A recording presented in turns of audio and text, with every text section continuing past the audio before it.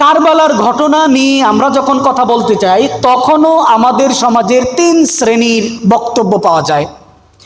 এক শ্রেণী হচ্ছে শিয়া এবং শিয়া মতাবলম্বী যারা তারা কারবালার ঘটনাকে রং চং মেখে এমনভাবে উপস্থাপন করে যে এই কারবালার ঘটনার কারণেই মূলত আল্লাহ রাব্বুল আলামিন আশুরার দিনের মর্যাদা রেখেছেন।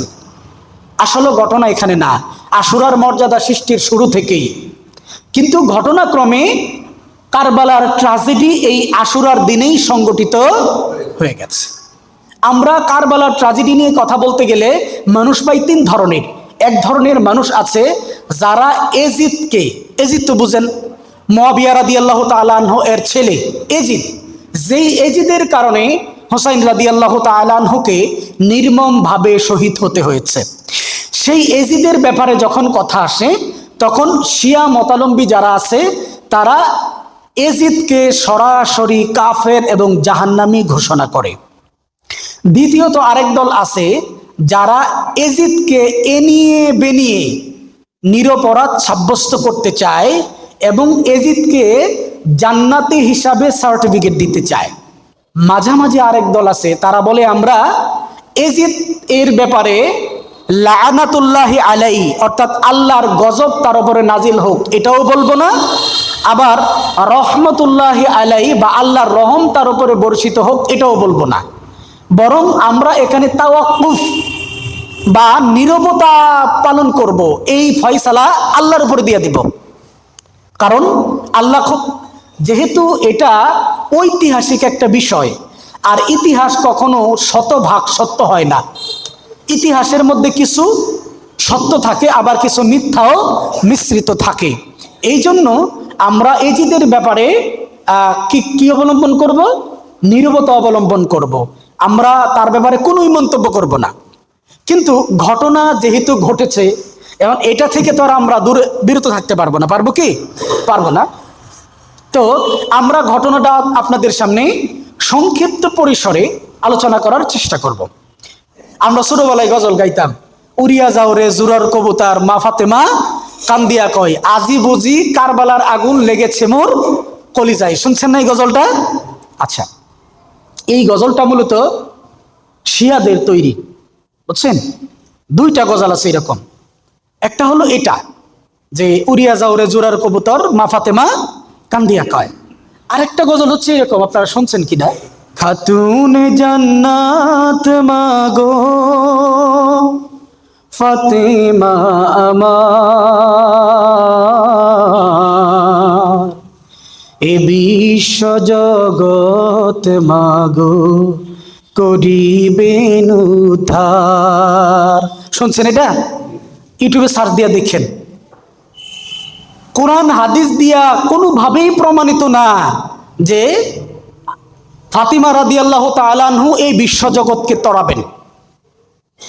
আচ্ছা বলেন তো, শাফাআত করার অধিকার কার? শাফাআত করার অধিকার একমাত্র আল্লাহর রাসূল সাল্লাল্লাহু আলাইহি ওয়াসাল্লামের।